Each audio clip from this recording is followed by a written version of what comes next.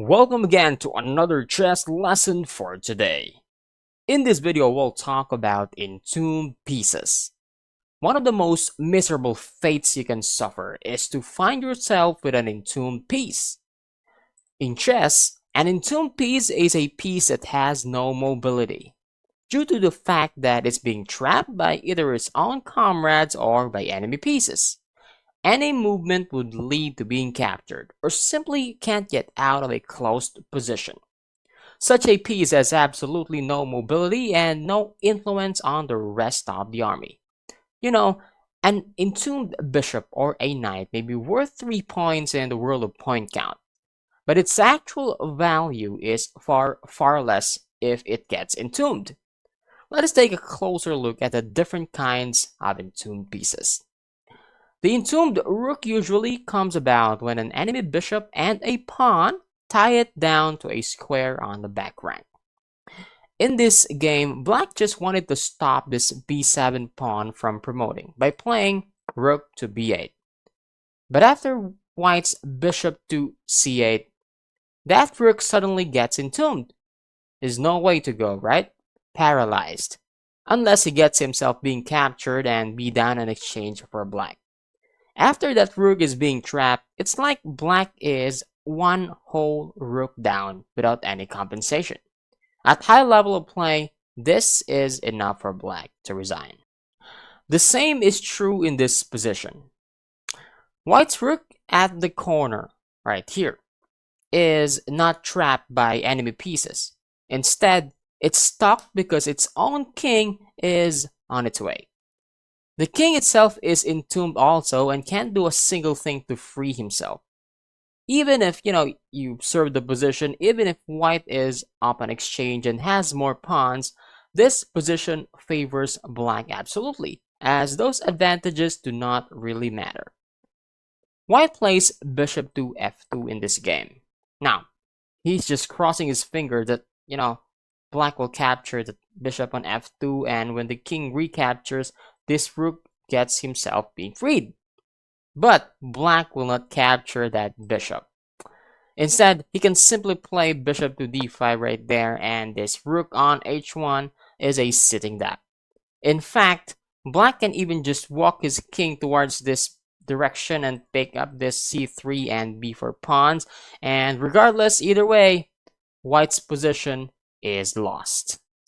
A knight can become entombed by pawns or, either your own or your enemy's pawns, while enemy pieces which take away its safe squares can dominate it.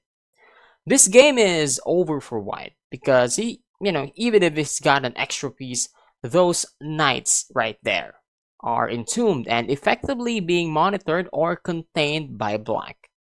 The knight on h2 can't escape from its kingside box. Look at those squares covered, right? The knight on b1, on the other hand, is being dominated by this b4 bishop. Those squares are in fact covered, which is making all its flight squares, the a3, the c3, and the d2, all inhospitable. This game happened on the board when white player took a long time to realize that this a6 knight will soon be trapped. You see, he was too busy pushing his kingside pawns right there. Now, and he forgot to activate his king, and coming into the endgame, he forgot to recover his knight from the rim. After black's king to d5, this king is going to be capturing this, helpless knight on the a6. And there's nothing white can do right there. A bishop becomes entombed if pawns, your own again or opponent's pawn, can block its diagonals.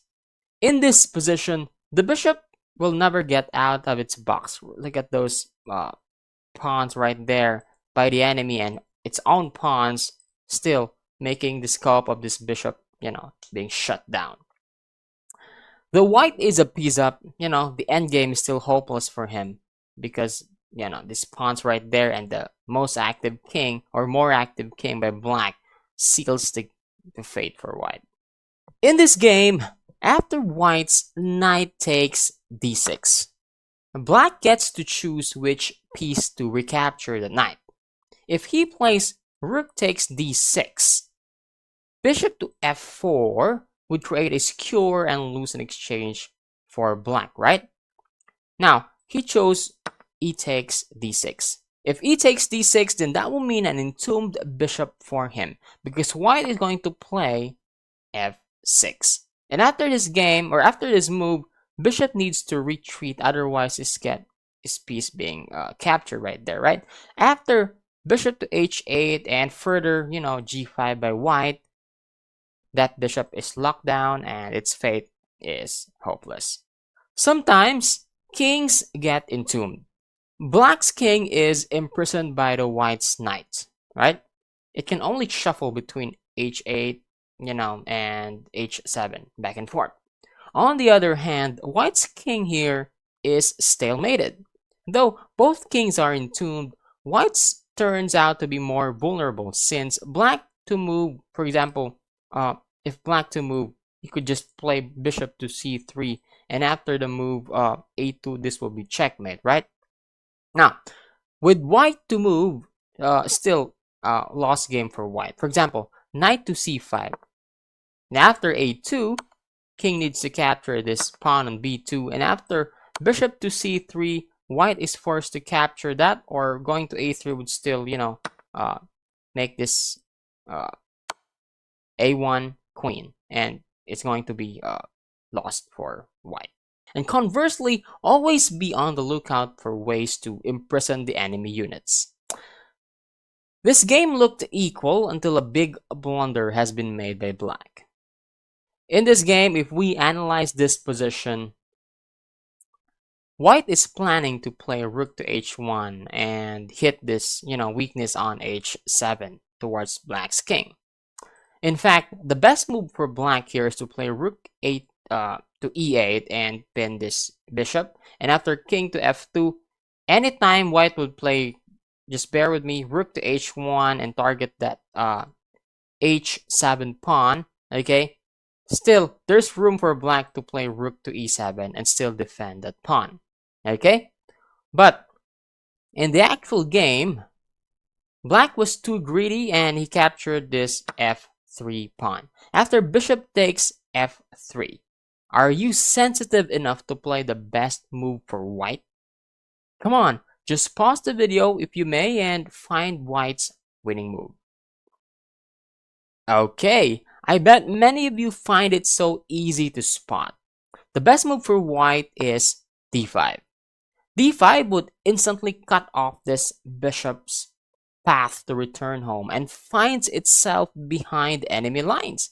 Because after king to f2, right there, that bishop is entombed now, or should we say imprisoned. The rest of the game is just too much for black to defend, and this is winning for white.